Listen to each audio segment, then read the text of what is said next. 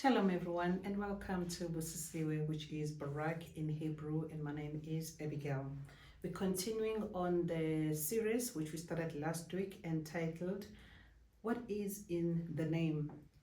Last week we started with exploring the importance of a language and the importance of a name. What's in the name? What's in the language? And today we'll be looking at specifically as far as the Creator is concerned, and we're going to be asking and studying as to in what language did the Creator reveal himself to humanity? In what language did the Creator reveal himself to humanity, and why? Clearly, whatever he does is intentional. There is a reason, and that reason is for our benefit. Throughout the scriptures, we hear him saying he is the Allah of Abraham, Yitzhak, and Jacob. And we find this in the book of Shemot, otherwise known as Exodus chapter 3 from verse 15, and as well as in other texts. Now, in establishing or ascertaining or finding out what language did the Creator reveal himself to humanity, because he revealed himself as the Allah or the Most High of Abraham, Yitzhak, and Jacob, we are already getting a clue as to what language did he reveal himself to humanity, because he is the Allah of these three patriarchs, as I've mentioned. We read last week concerning the language of creation, but because it's something that is not so well spoken of, it is worth repeating again. So what happened is that after Abraham left the land of Ur, we learn from the book of YaHUaH, otherwise known as Jubilees, chapter 12, from verse 25 to 27. These are the books that have been removed, that were removed from the canon Bibles that we're using, but you can actually find them, as I mentioned before, online. You can just Google whatever search engine that you use, Jubilees, you'll be able to find these books. There's also some versions like the Sefer version that has restored these books that you can access. YaHUaH or Jubilees chapter 12 verse 25 to 27, it says that a malak was sent. We are told that the malak was sent to teach Abraham Hebrew. So YaHUaH specifically sent a malak, otherwise known as an angel, to Abraham to teach him Hebrew. Why? Why was it so important? And the reason why I'm saying why is it so important is that if the language didn't matter, YaHUaH could have just revealed himself to Abraham using the language of the Chaldeans, but he didn't reveal himself to Abraham using the language of the Chaldeans. He specifically sent a malak to teach Abraham the Hebrew language. And we are told, as we're going to be reading this particular text, that it took 6 months for Abraham to learn the language, to go through the suffering or the books of his forefathers, and where he did not understand as he was transcribing them, the malak sent by YaHUaH, or the angel sent by YaHUaH, provided explanation and clarity. So let us read. YaHUaH then said to the malak, or the angel, open his mouth and his ears, that he may hear and speak with his mouth with the language which has been revealed. I want you to notice and highlight something. It says with the language which has been revealed. What does it mean has been revealed? It means that it was concealed. It means that it was not known to people, but from that particular time, henceforth, it has now been revealed. And I'm going to be laboring on the point that if it doesn't matter, why would there be a need to reveal this particular language? YaHuaH continues to say to the Malak, or the angel, for this language has been revealed, for it had ceased from the mouths of all the children of men from the day of the overthrow of Babel. So it had ceased from the mouths of all the children of men from the day of the overthrow of Babel. So that's why now it's been revealed, for it had ceased. And I opened, the Malak then continues to say, and I opened his mouth and his ears and his lips, and I began to speak with him in Hebrew, in the tongue of creation. And he took the Sepharim, otherwise known as books, of his fathers, and these were written also in Hebrew. So which books are we referring to? Whose fathers are we referring to? These were the books that were written by Hanoch, otherwise known as Enoch, as he was seen and named the scribe of YaHuaH. He was the first person who had scribed the scriptures, and there's been a number of people whom YaHuaH revealed himself to, sending his Malak or Malakim or angels to transcribe this language, to restore these books to his children. One of the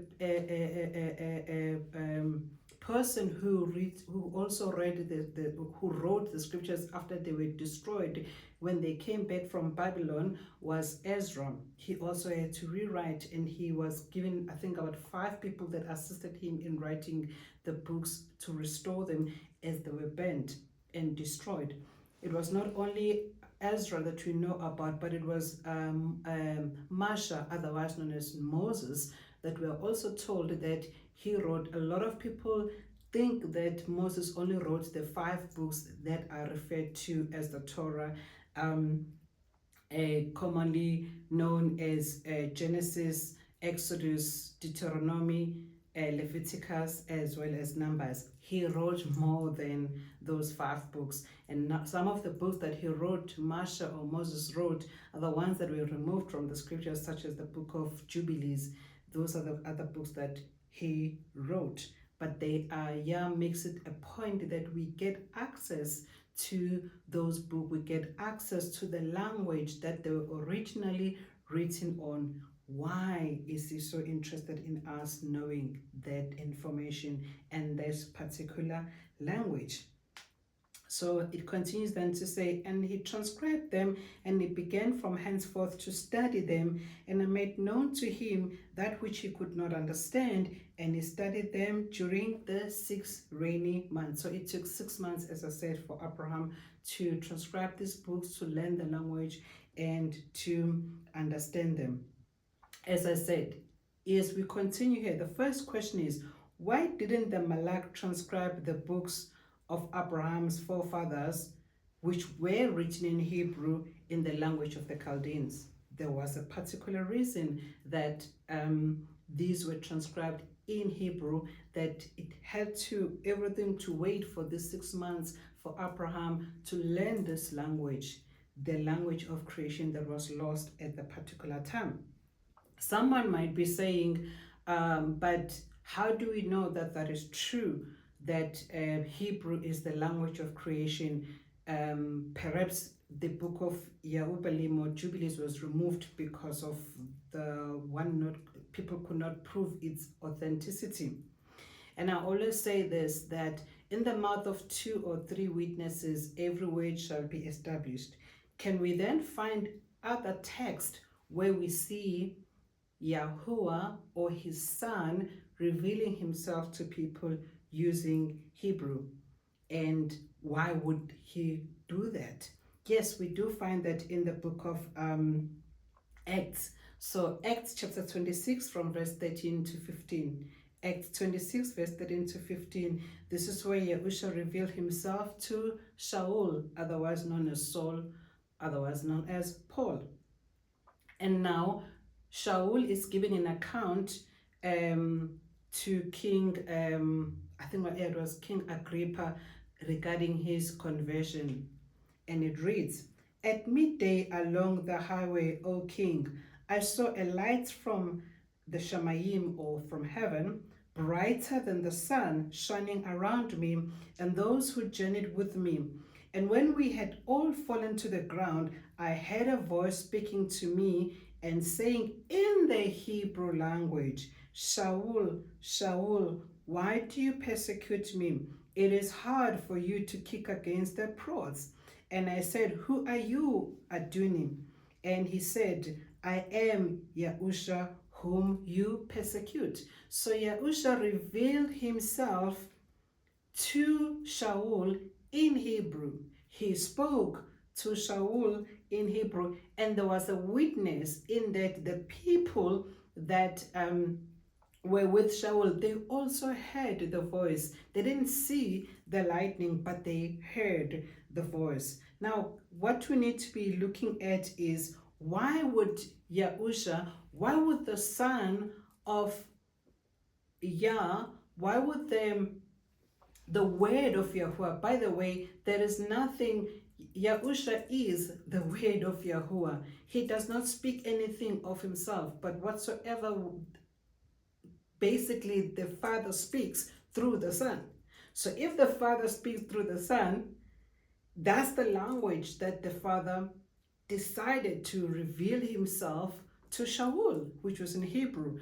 For if the Father had decided any other language, that's the language that YaHUSHA would have revealed himself to Shaul. Now, why am I mentioning the issues of other language? This was the time when Yehuda, otherwise known as Judah, was colonized by the Romans. At that particular time, they spoke both Latin and Greek fluently.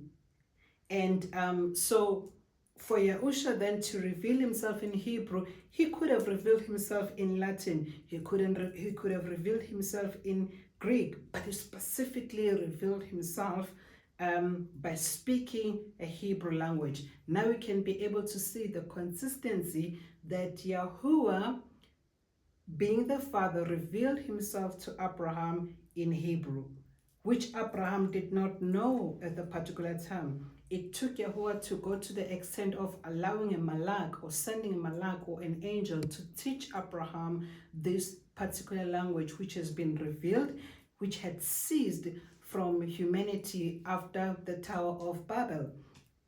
He had to wait 6 months for Abraham to learn the language. Now we see the consistency again of his son also revealing himself to Shaul, speaking the Hebrew language, which Shaul knew anyway. Now, hence then the question would be, why didn't YaHUSHA speak to Shaul in Latin, Greek, but why specifically Hebrew?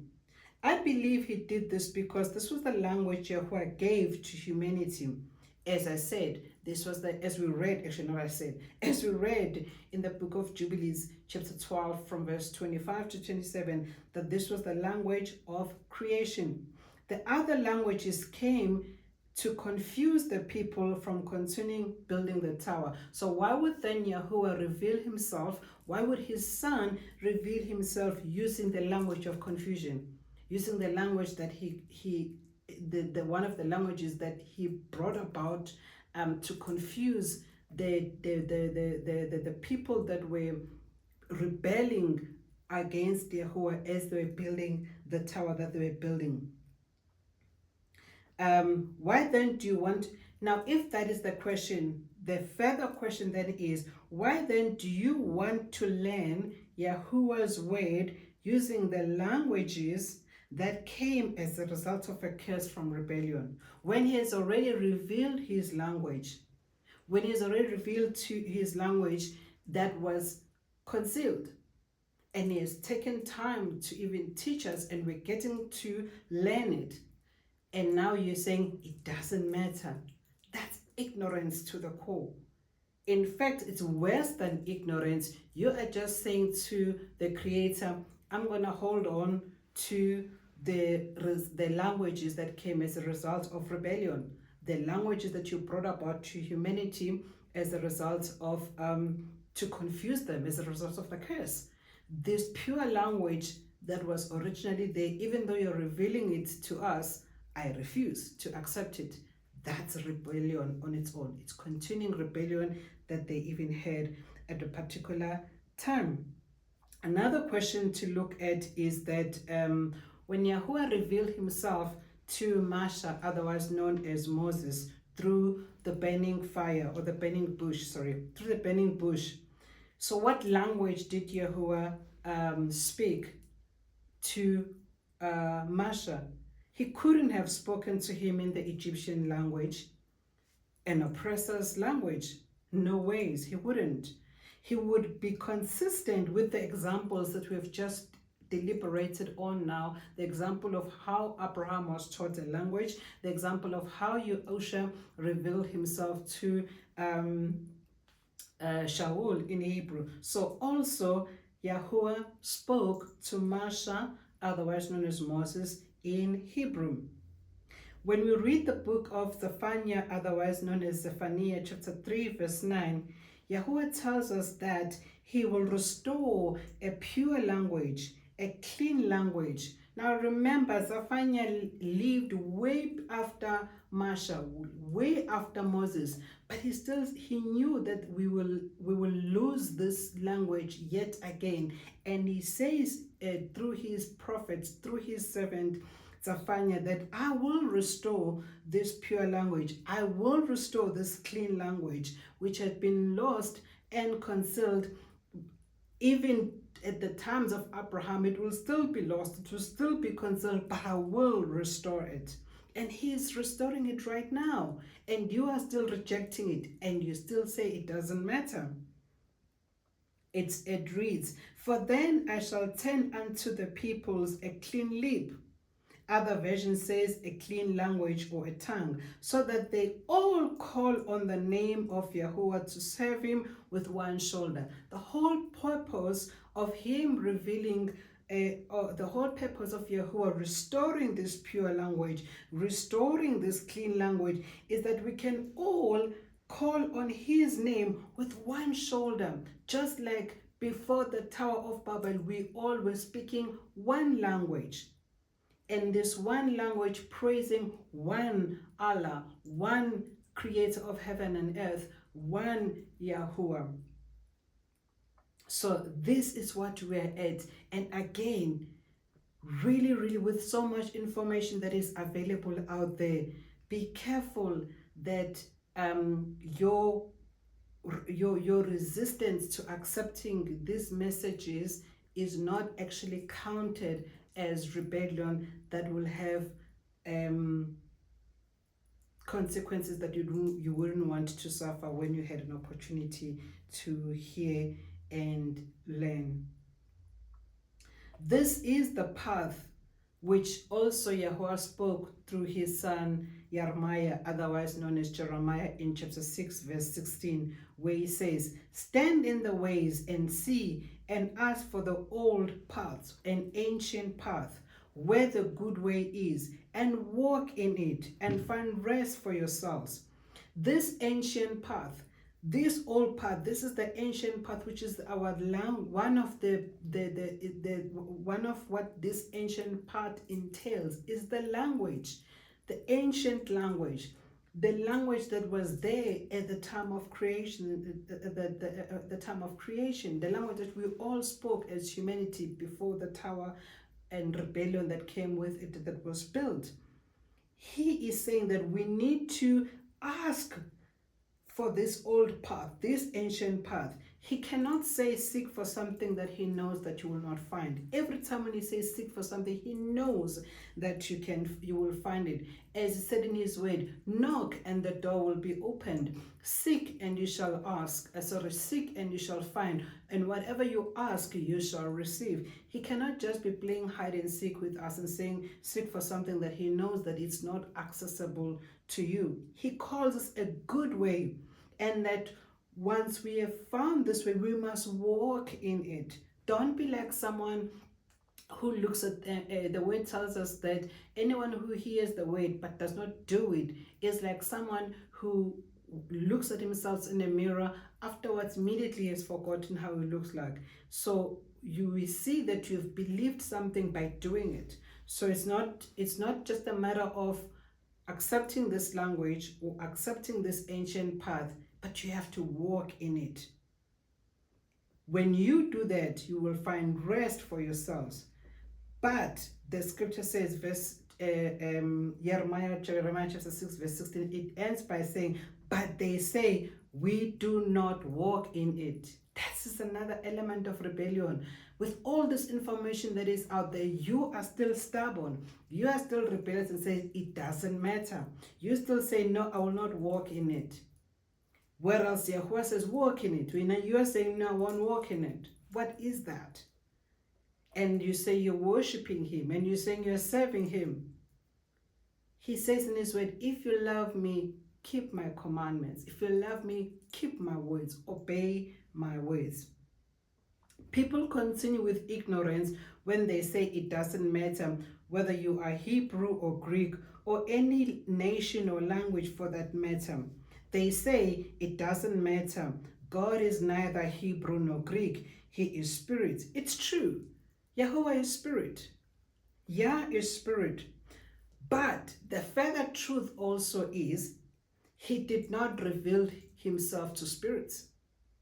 Inasmuch as he's spirit, but he didn't reveal himself to spirits. He revealed himself to humans. Humans of a particular nation, of a particular culture, and a language.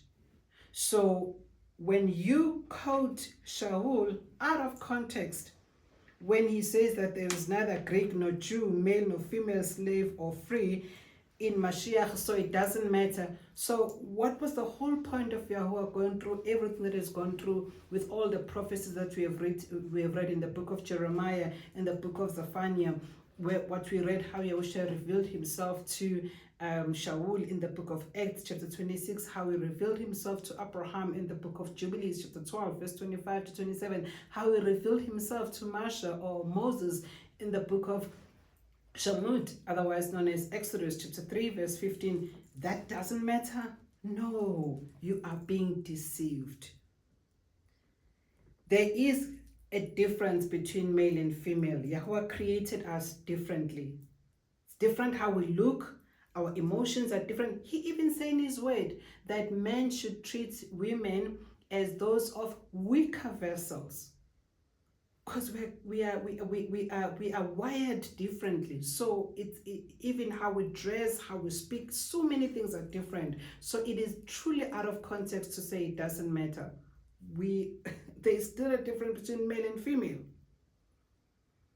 Continuing. Now, having now understood the importance of the language and the language in which YaHUaH revealed himself to humanity, then the next question then is, when he revealed himself to Moshe, otherwise known as Moses, what language is that name on? That, like, I have two names. My first name is Abigail, which is a Hebrew name, which means father's joy. And my second name is Domkona, which is a Zulu name. So when YaHUaH revealed himself then to Moshe, that name, what language, in which language is the name that he revealed himself to Moshe or to Moses? Now the very same translators of the scriptures, the ones who say it doesn't matter, it's the translators that came and say it doesn't matter what language, for there is neither Jew nor Greek. These are the Greeks, these are the Romans, these are the English. The very same translators, Romans, Greeks, English, they removed the Creator's name from the scriptures.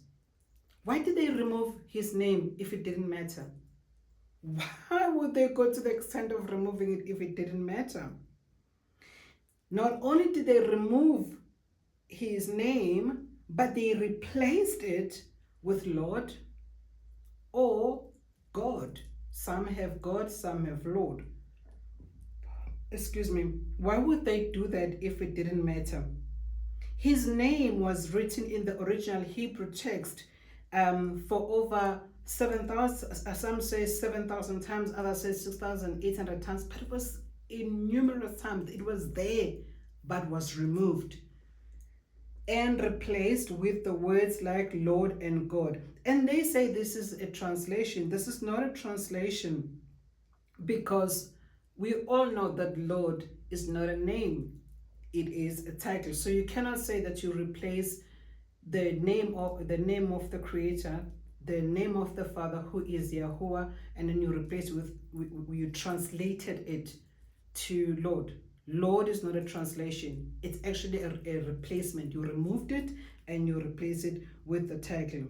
Now what's interesting is that the preface tells us, when you look at the hard copies of your Bible, whether it's the King James Version or New King James Version, the NIV, the New English Version, they actually say that they removed his name. I used to explain this to my children concerning karma, that if someone, while you were looking on the other side, you're not watching, they put poison on your tea and you die as a result, or you get sick as a result, they believe that as far as karma is concerned, what goes around comes around.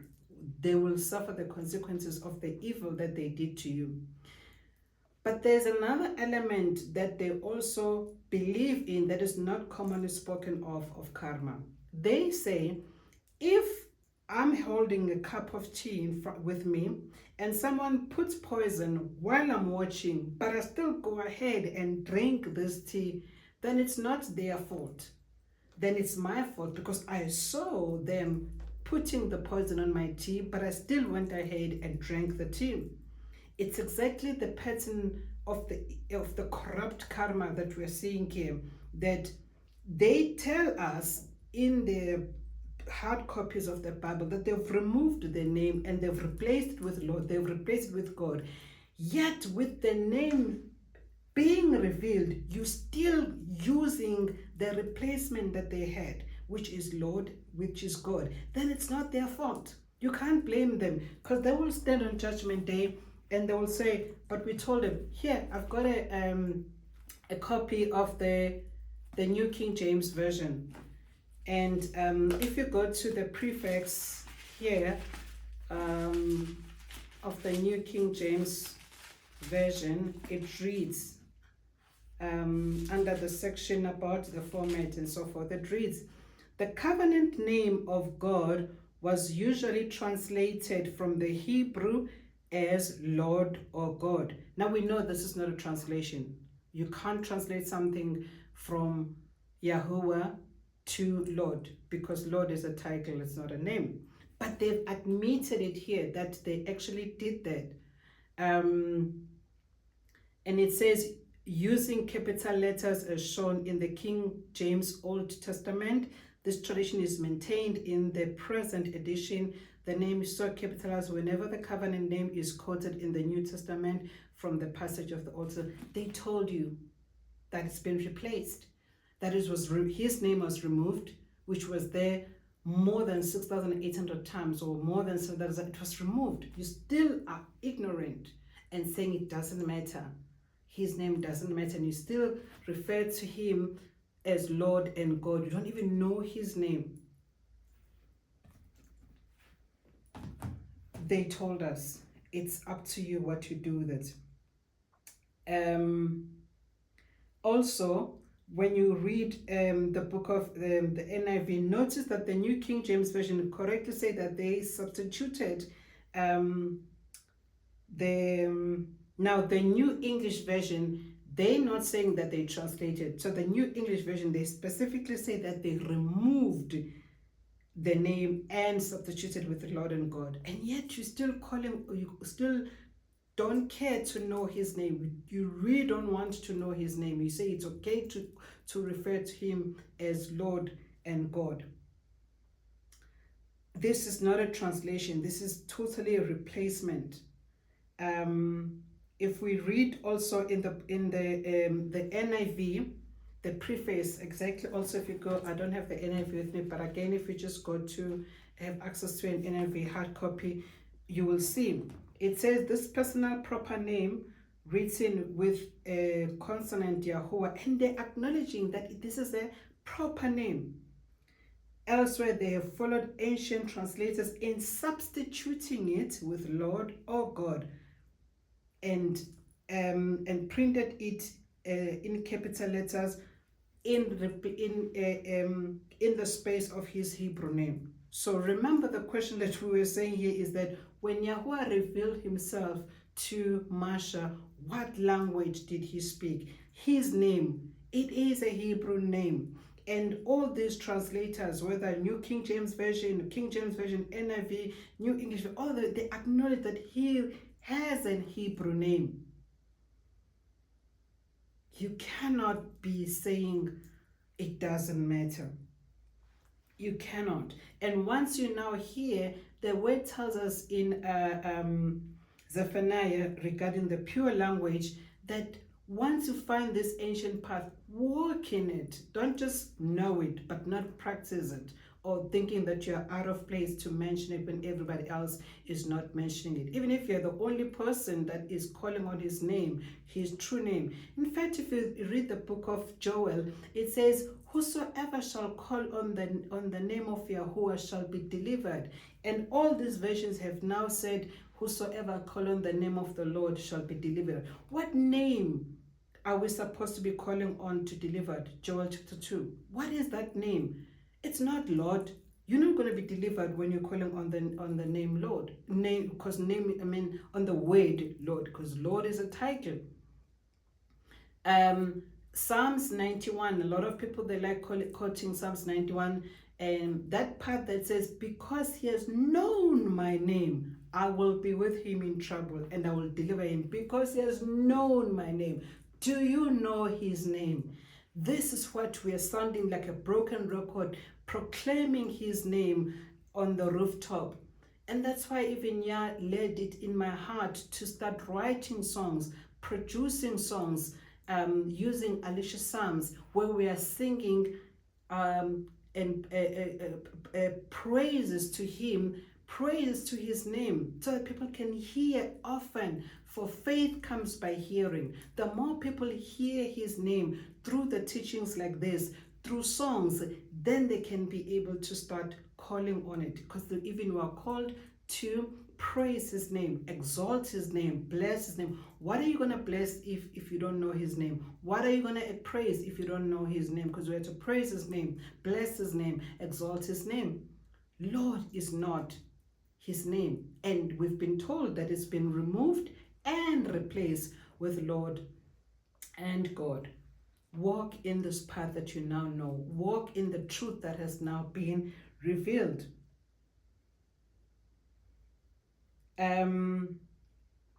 So that's where also we in the New English Version, they actually say, in the preface of the New English Version, they say, in regard to the divine name YaHUaH, commonly referred to as a tetragrammaton, the translators adopted a device. So this Lord and God is actually a device used in most English versions of rendering the name, which is written in capital letters. The situation that we actually find ourselves right now is that we have people whom the Creator did not reveal himself to. These people, such as the Greeks, such as the Romans, such as the English, they've actually made themselves authority over the Creator's word, over YaHUaH's message to the world. They are now removing, replacing, erroneously translating, and teaching those whom the Creator actually revealed himself to. They then tell them it doesn't matter, and the very same people whom YaHUaH revealed himself to, they agree with the Romans, they agree with the Greeks, they agree with the English, they agree with the other nations, and they're like, yeah, it doesn't matter. How can the very same people that oppressed you come and who were worshiping pagans, and now they're coming, and then you have been worshiping the Most High all along, and then they come to you and say, this is the Creator, this is the Most High, and this is how you must worship Him, this is how this is His name. Well, they remove His name, this is His word. Yet He never spoke to them. He never revealed Himself to. And you accept that? You accept what they're telling you, what they're teaching you, and you say it doesn't matter? Please wake up. Wake up from the induced coma that you are in. We have to wake up, even as the word that was prophesied in the book by Ezekiel, as written in the book of Ezekiel chapter 37, regarding the dry bones, the awakening of the dry bones. Let the dry bones, let YaSHaRAL arise and take forth his rightful position as the priest. As when the people quote the scriptures that we are royal priesthood, a chosen generation, a chosen nation, YaSHaRAL is the chosen nation that YaHUaH reveals himself to the world, that he is reconciling the world unto himself. The book of Devarim, otherwise known as Deuteronomy chapter 4 verse 2, it says, do not add to the word which I command you, and do not take away from it. These people have taken away the name of the Creator, which this Deuteronomy chapter 4 verse 2 says, do not take away from these scriptures. They have replaced the name of YaHUaH with Lord and God, which the word says, do not add to the word of these commandments. And the very same people have just admitted here that they have done that, and we still continue. This is rebellion at its peak. So that you keep the commandments of YaHUaH which he commanded you. The situation really that we find here is that YaHUaH's delegation of authority is being undermined. Actually, not even being undermined. YaHUaH's delegation of authority is being challenged. It's being challenged by the nations. YaHUaH firstly delegated his authority to his Son, that no one can come to the Father except through the Son.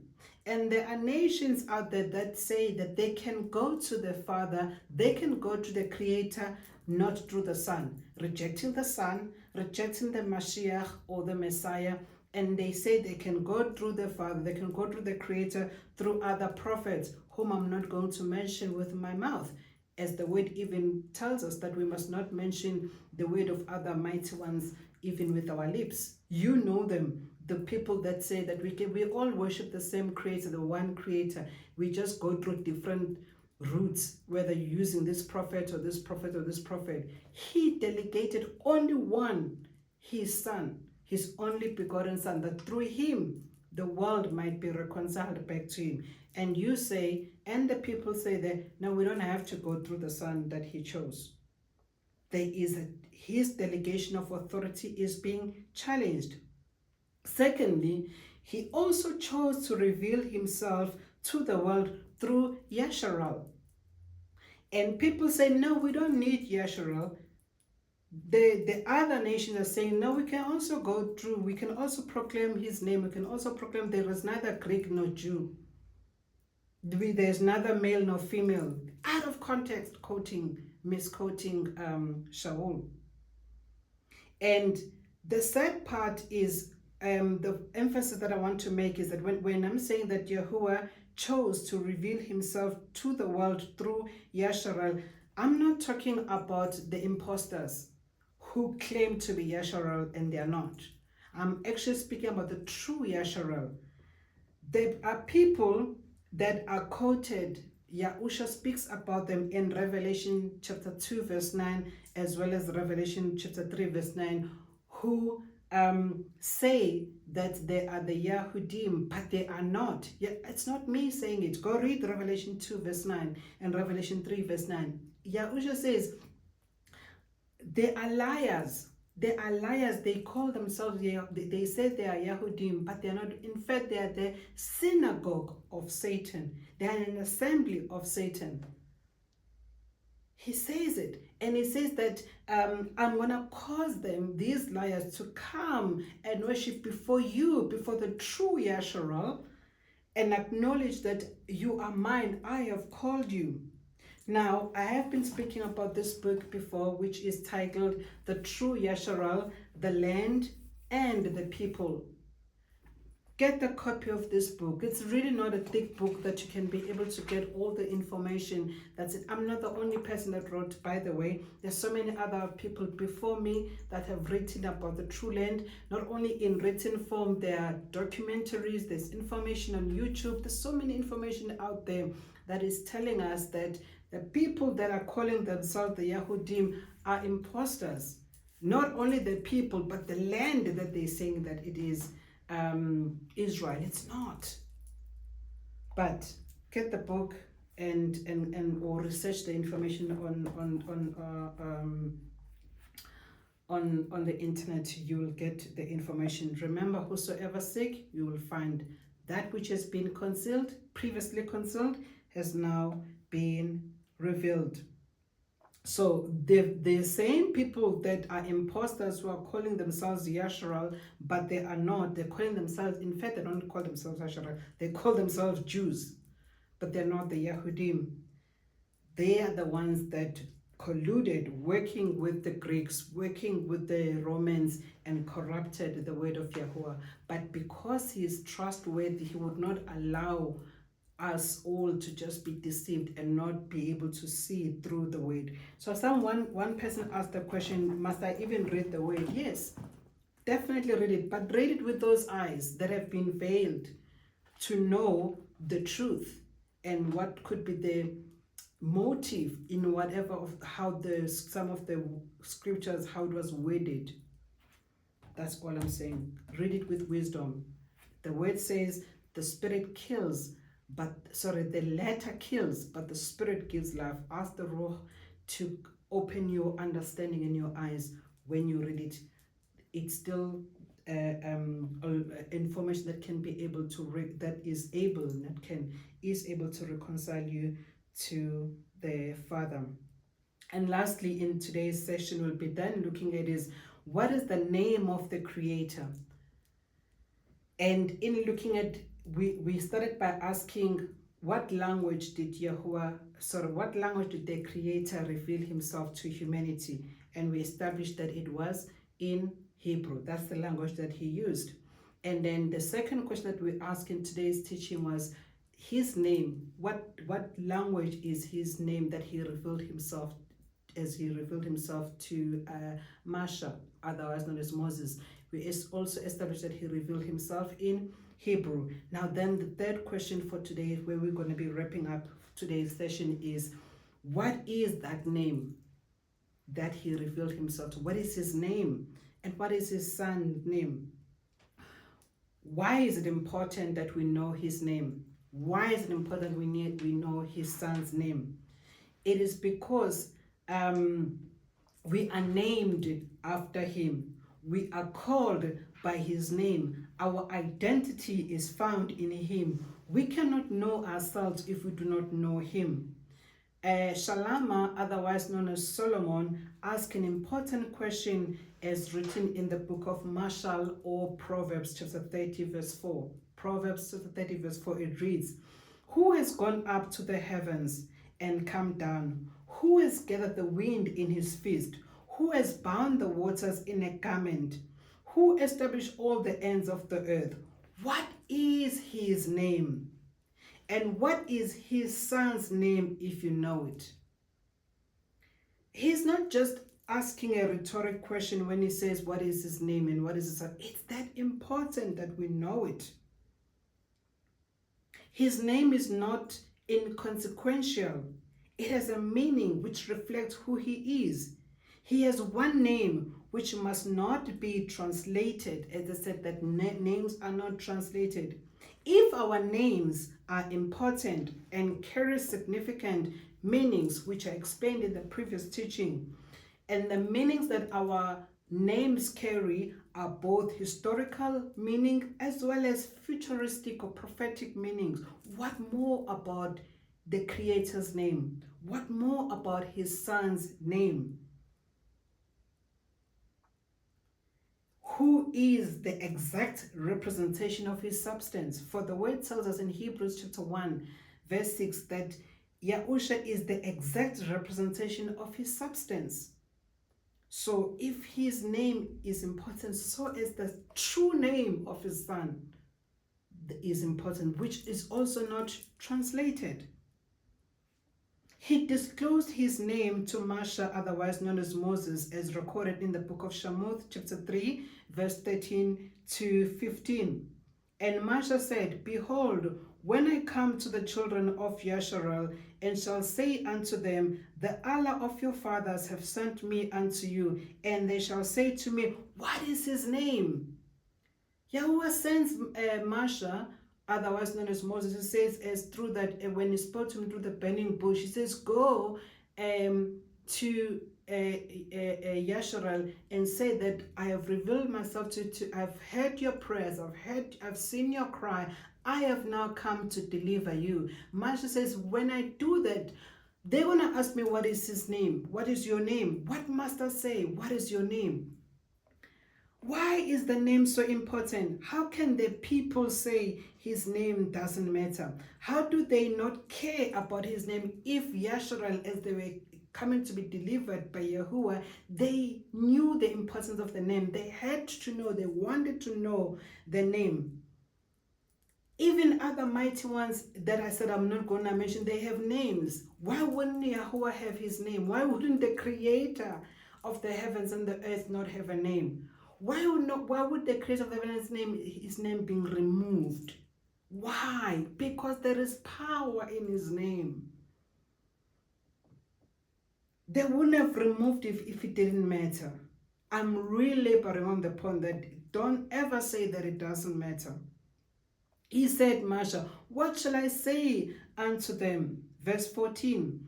And he said to Asha, I am, obviously this is translated, I am that I am. And when they tried to translate this, obviously in Hebrew, it reads YaHuaH, YaSHaYaH.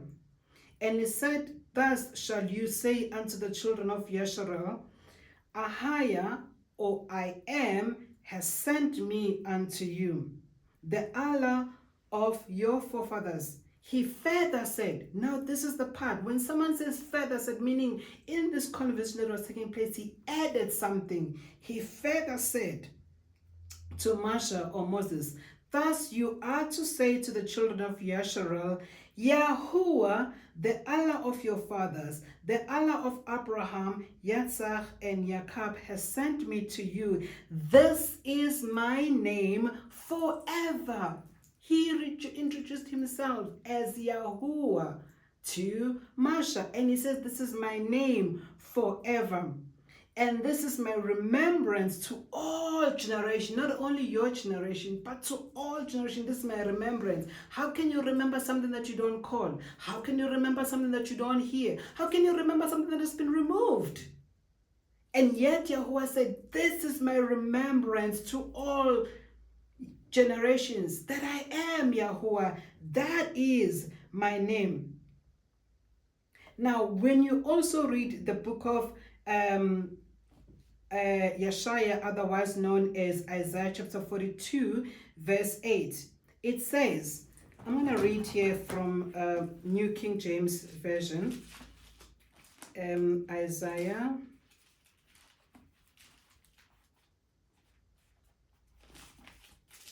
and just quickly go to Isaiah here.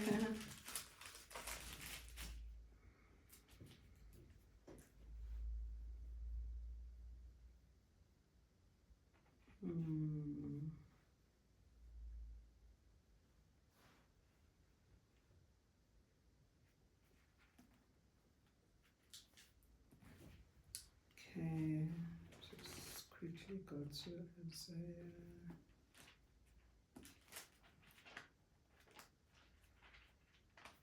Isaiah 42 verse 8. I'm going to read from the New King James Version, Isaiah 42 verse 8.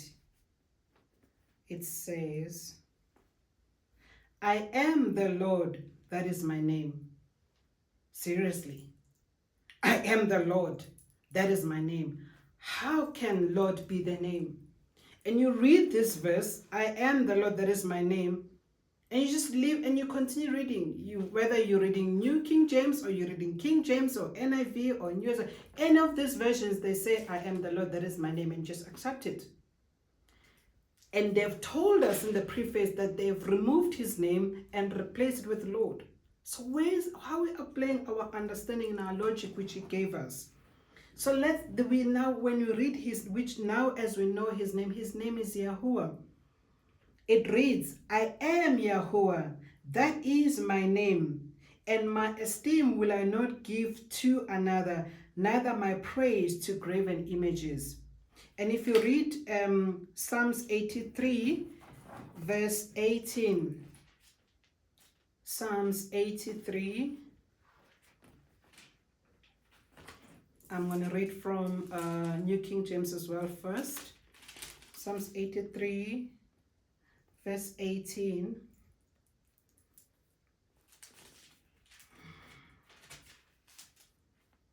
It reads, that they may know that you, whose name alone is the Lord. You, Psalms 83 verse 18, that they may know that you, whose name alone is the Lord, are the most high over all the earth, whose name alone is the Lord. And we just find this okay to say it doesn't matter. It doesn't even make sense that you read this and you find it okay that his name is the Lord. And because it's not. The Lord is a title. But if we look at the scriptures like TS 2009, we have access to on our phones. It's the scripture 2009. It has replaced his name. It has restored his true name as YaHUaH. So so TS 2009 or the scriptures 2009 and Hallelujah scriptures and the Sifa version and many others, you will find that those versions have now a BYNV, which is the Pesora of YaHUSHA version. That it also has his name restored. Now, when you read Psalms 83 verse 18, it says that men may know that you, whose name alone is YaHUaH, are the most high over all the earth. So that is his name. His name is YaHUaH. It is a Hebrew name. He revealed himself. His name is a Hebrew name, which has now been revealed, which was previously concealed. He revealed himself to in Hebrew. So as we'll be continuing, we'll then be breaking down in understanding how his name come about and what are the mispronunciation that we've heard of and how did those mispronunciation come about. For the truth shall set us free, as said in his word, that you will know the truth and the truth will set you free. This is where we'll end our teaching then today, and shalom. Praise Yah. Hallelujah.